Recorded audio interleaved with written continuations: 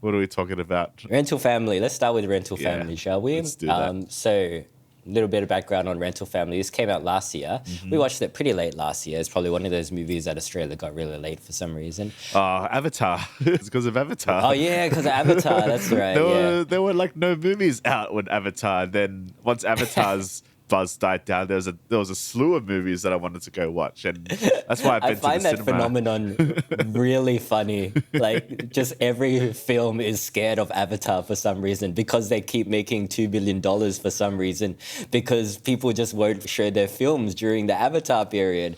And the only option is to watch Avatar during Christmas. And then there's nothing It's a else to real, watch. like, chicken and egg situation going on there.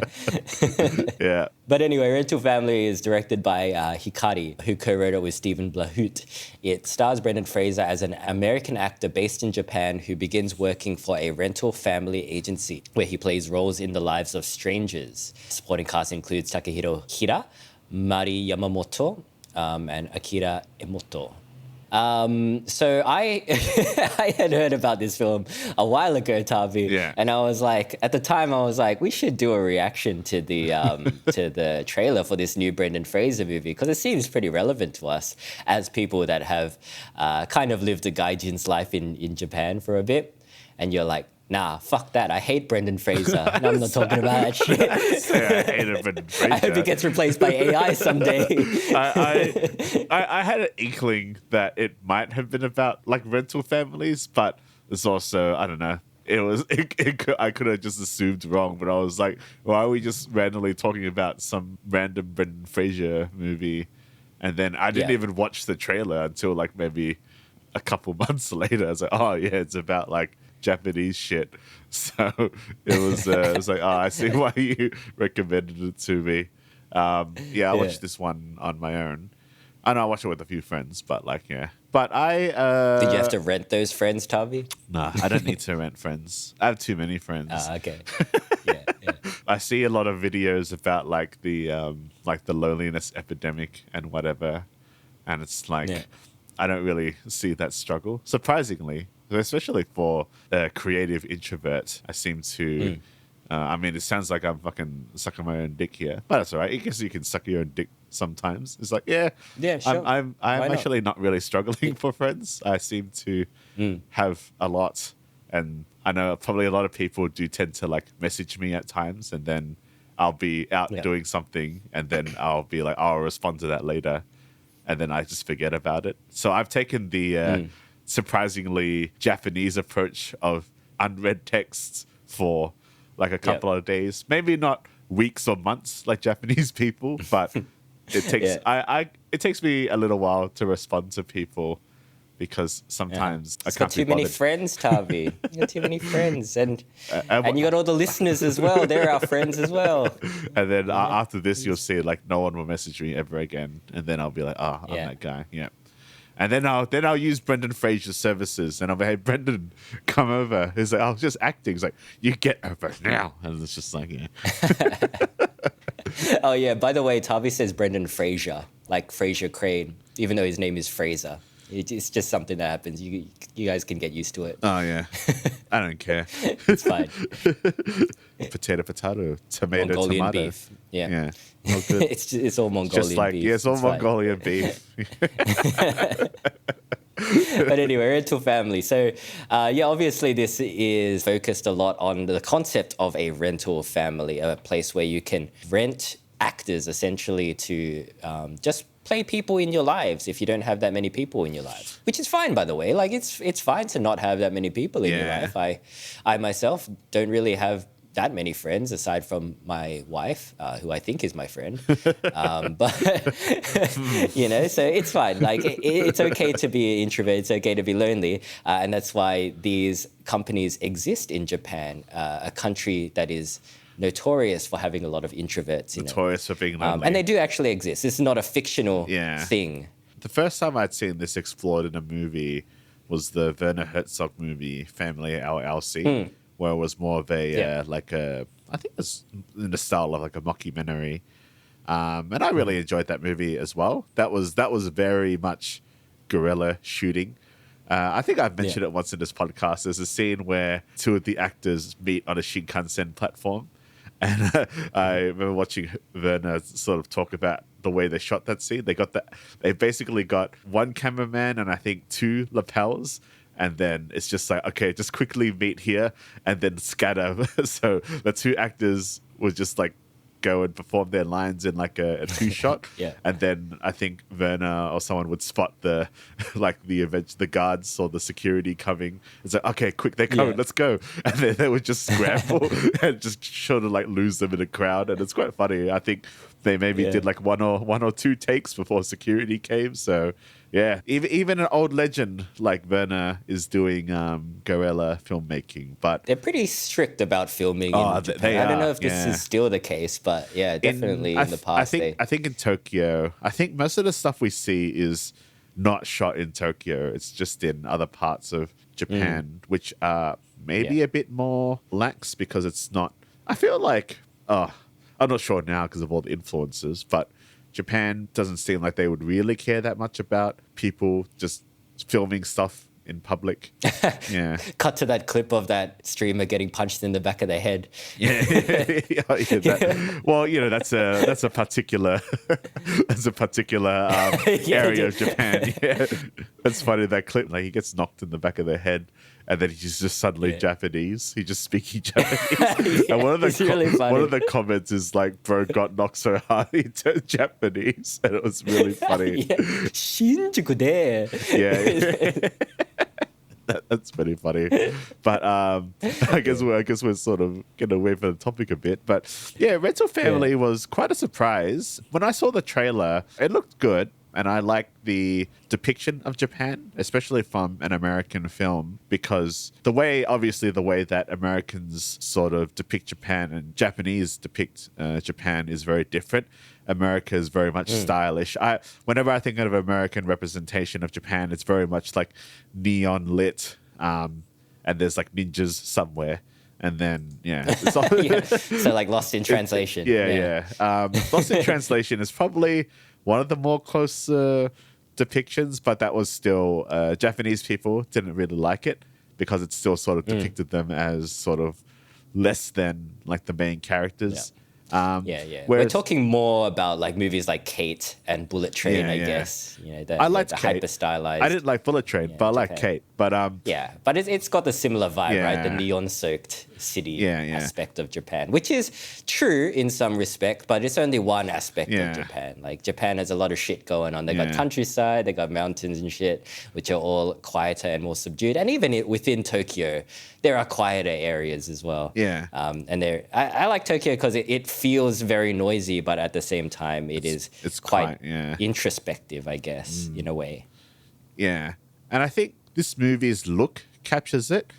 I thought the trailer made the movie look a bit more saccharine. Like it looked quite commercial. But upon watching the movie, I was quite surprised by how subdued it was at times. And also how much it pays attention to the other characters that are a part of Brendan Fraser's journey. What's his name? Philip. Yeah. And even Philip's character as well is very much the gaijin that's lived in Japan for a little while. He's spot on, right? He's totally spot on. He can speak language. Big. He can speak the language a bit, but people still revert to English if they can around him. He knows like pretty much all the customs. Like he knows when to bow and when to be quiet and stuff. Like he's trying his best to fit in, even though he's a big white guy. Yeah. And I was surprised at the lack of like white characters in this movie, which was refreshing because I know, again, in American films set in Japan, they never really have the main centers as Asians. It's often they have to shoe in some, white or black guy or Hispanic guy to sort of be like, audiences can't connect with Asian people, so we gotta have Blackthorn running around. Like, what is this? This is preposterous. It's not proper. And have one of those guys, or Bow Wow just being in Tokyo Drift. Yep. But I was actually quite surprised by this movie. It is probably a bit more on the emotional side in a more telegraphed sense, but I think Hikari, who is, I believe, an American-Japanese director, captured Japan quite authentically. Again, it's with the sort of muted colors, sort of the white, bluish highlights and midtones. this is sort of how I usually see Japan going over there, where it is a busy city, but it's also quite quiet. And there's just a big sense of melancholia that goes around Japan. I often talk about that's just how Japan sort of feels, rather than it being like bright and I guess drug-filled or neon-lit as some of the more grimy Japanese films. But this is sort of the truest everyday life of a Japanese person, whether or not you're a gaijin or, a Japanese person. So, I was surprised by this movie because I thought I wasn't going to like it. I thought it was going to be a bit too Hollywood maybe. Yeah. But no, it's surprisingly, I think about 50% of the dialogue is like English, I think Japanese. it strikes a pretty good balance, Like, it is pretty Hollywood at times in terms of its storytelling. Yeah. But, I think the vibe of it is there. Like, it's not quite as inactive, I guess, as something like Perfect Days. Yeah. Like, there's a lot more happening because there are a lot more characters and stuff, and they all kind of have their own stories going on. But at the same time, it's not like Bullet Train or anything like that. Where the entire cast is like non-Japanese, right? Yeah, right. Yeah. It doesn't feel like a stereotype, I guess, is what the gist of it is. I really love the use of colors as well in this. It really creates that atmosphere. And it's kind of used to tell Brendan Fraser's character's story as well a bit. Like, I think at the start, you've kind of got the bluer tones to kind of showcase his loneliness, because he is a pretty lonely person. Like, he's living in this massive city, but at the same time, he has to rely on like paid love, I guess. So you do kind of feel that loneliness in his character, but then when he meets the character, so I mean, this is not a spoiler, it is in the trailers, but like basically he is hired by a single mum who's trying to get her daughter into a prestigious school, but in order to do that, she needs someone to pretend to be her daughter's father. So that's where Brendan Fraser's character comes in. He's hired to pretend to be this daughter's father. And for added dramatic effect, the mum thinks it's a good idea to not tell the girl what's happening and to instead just pretend that Brendan Fraser's character is her father. So, that's kind of like the emotional crux of his story. Like, he's conflicted because what they're doing is essentially deceiving this daughter, whose name is Mia, played by Shannon Mahina Gorman. But then when she comes into Philip's life, like, the tones start to get a bit warmer because, he's found like a real connection. So that pretty cool. So it's pretty like predictable, but I think because it's quite earnest in its portrayal, and I think the acting overall is pretty good.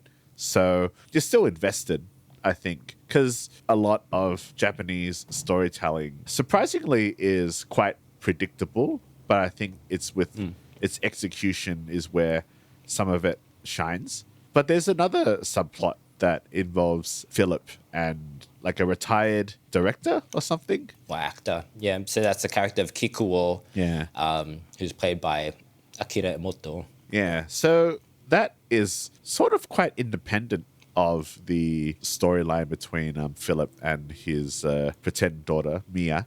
But it seems like it focuses more on the actor than Brendan Fraser himself. But it still ties into the overall spine of the story.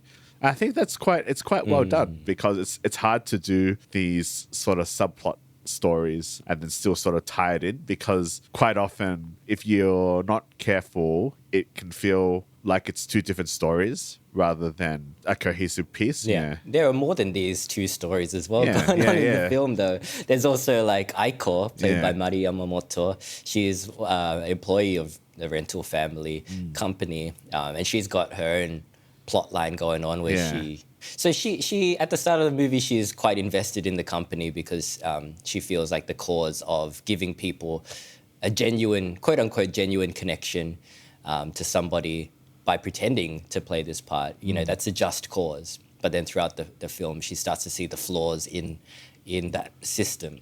And we've also got the owner of the rental family company, Shinji, played by Takahiro Hira, speaking of Shogun. But he has his own kind of journey as the owner of this company. So, like, you get a few plot lines. And throughout that as well, you've got like tiny little subplots of Philip interacting or pretending to be characters in people's lives. So he like makes a connection with this kind of shut-in otaku character. Yeah. He helps a woman at the start get married so that she can elope with her true lover. You know, so you've got all of these little subplots as well. But yeah, certainly Philip and Mia's story, as well as Philip and Kikuo's story, kind of take the spotlight.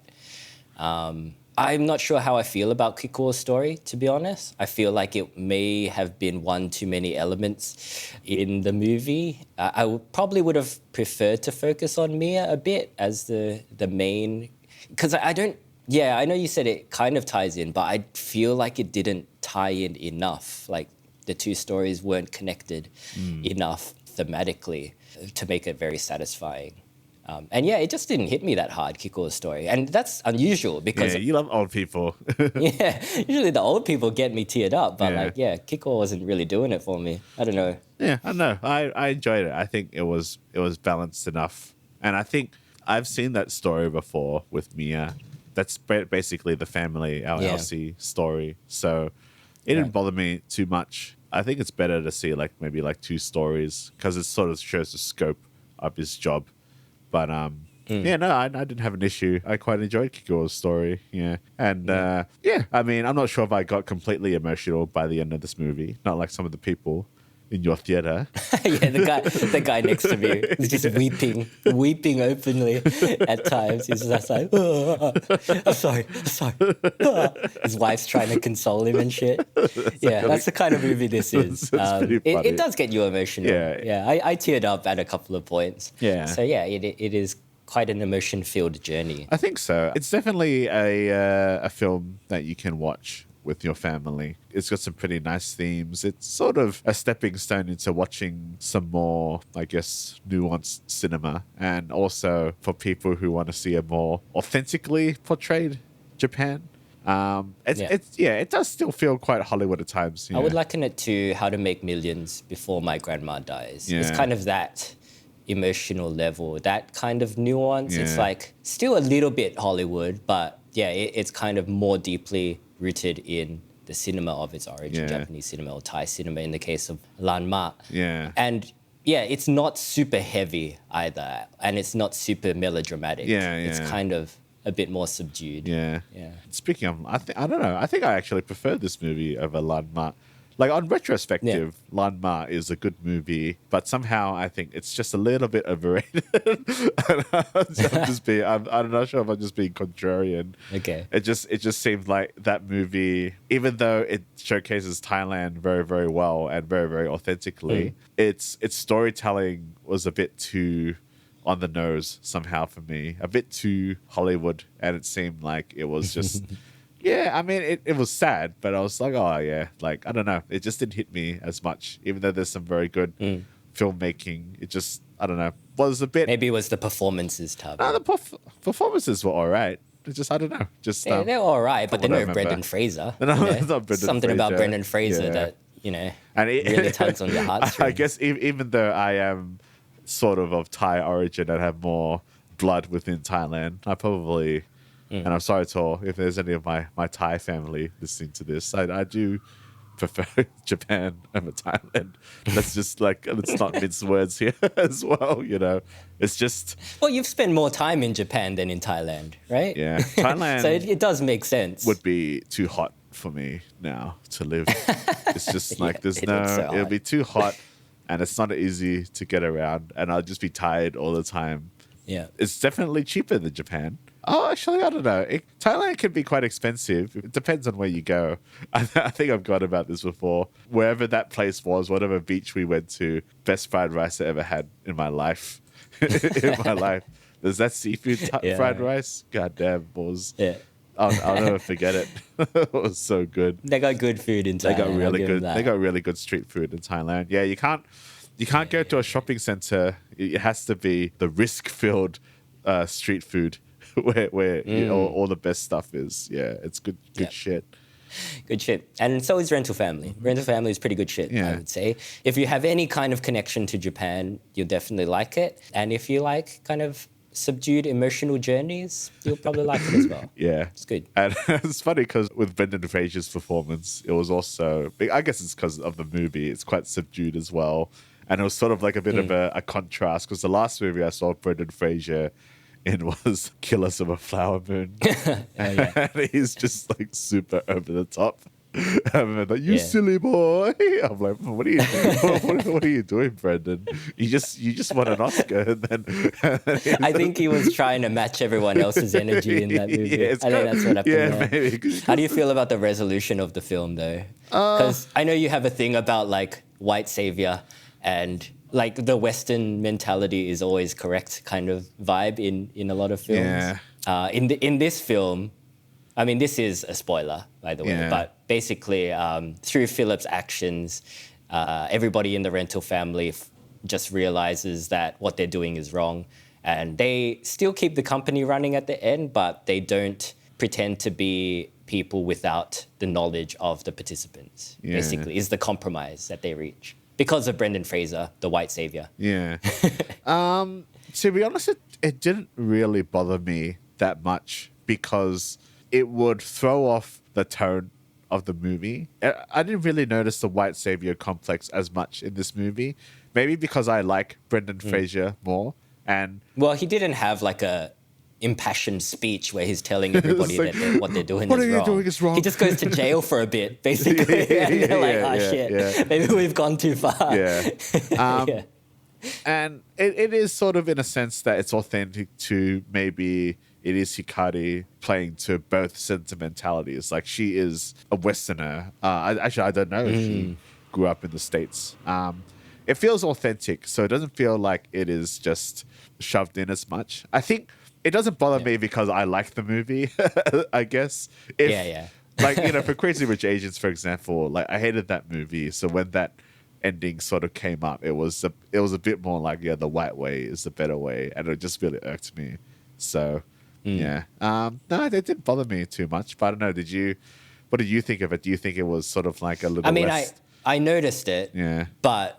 yeah, like it didn't bother me either. Yeah. And I mean, it's fine as long as it's handled well. And I think it's handled pretty well in this. It's not like they made like Brendan Fraser the CEO or anything. And then he's like, we're going to run the company my way. No overtime and everyone finishes work at 5. Yeah. And you don't have to come drinking with me at the end. You can go home and meet your family. Oh, you're sick, are you? Yeah, you can take sick leave. That's your right. You can take 2 days off for mental health leave as well. So don't worry. Hey guys, I'm going to stay in the office, but you guys can go because it's past 5. It's fine. You don't have to wait for me to finish work. That's fine. This is the white way to do things. Yeah. The white way is the right way. Yes. That's the new slogan for Rental Family. Yeah.